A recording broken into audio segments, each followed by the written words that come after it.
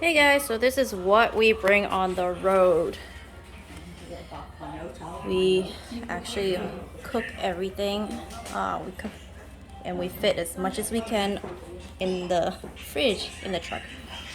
This is meatball with some watercress vegetable in the bottom and some sauce. This is what you see in the dim sum restaurants. They usually come in like 3 little balls.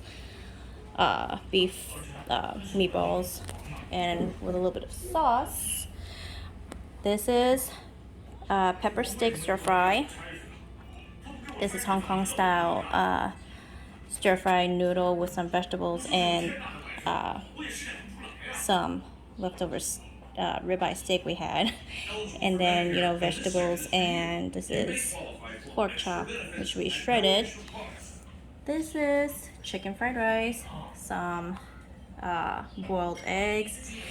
This is Thai basil stir fry, some peaches.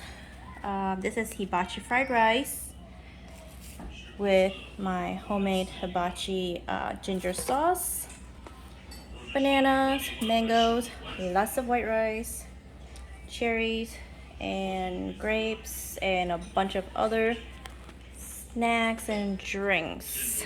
But yep, there we go.